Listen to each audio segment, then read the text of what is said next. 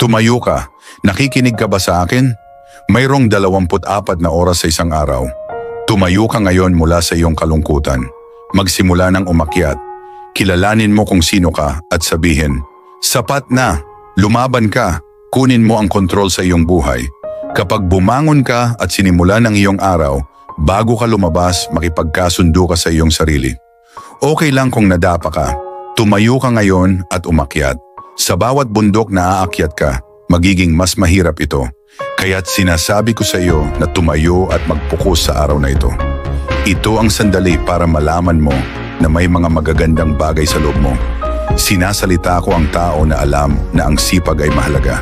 Ang sipag ay kapag masakit ka na pero alam mong may kailangan kang gawin. Paano ka makakalampas sa isang bagay? Kailangan mong umakyat. Madapa, umakyat. Madapa, umakyat. Kailangan mong umakyat. Kailangan mong malaman na nilikha ka para sa isang bagay. Hindi ka walang silbi. Kung hindi ka pinabagsak ng mga pagsubok, hindi ka mabibigo. Bigyang pansin ang iyong layunin. Huwag mag-isip tungkol sa bukas. Tumuon sa ngayon. Magsisisi ka. Madadapa ka, pero babangon ka. Mahihirapan ka, pero matututo ka. Maging kung sino ka at walang makakapag-alis nito sa iyo. Ikaw ay ikaw. Paano mo malalaman kung sino ka kung natatakot ka sa mga pagsubok? Paano mo malalaman kung sino ka kung wala kang kakayahang bumangon at sabihin, alam ko ito. Bakit ako? Bakit kailangan kong harapin ang mga hamon? Bawat araw may mga pagsubok.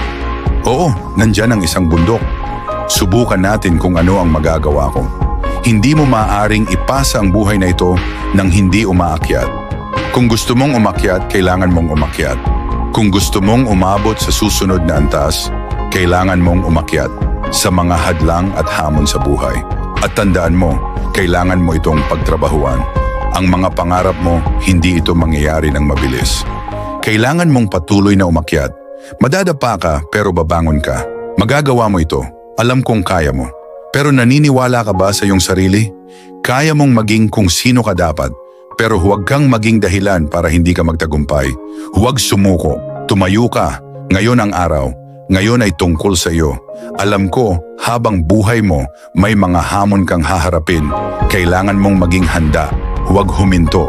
Patuloy na lumaban. Hayaan mong maging aral ang araw na ito. Hindi katapusan. Lumakad ka at alam mong may buhay ka pa. Kung sumuko ka, hindi ka magiging mas mabuti. Sabihin mo sa sarili mo, hindi pa ako tapos. May lakas ako. Babangon ako muli. Ako ay hindi para talunin.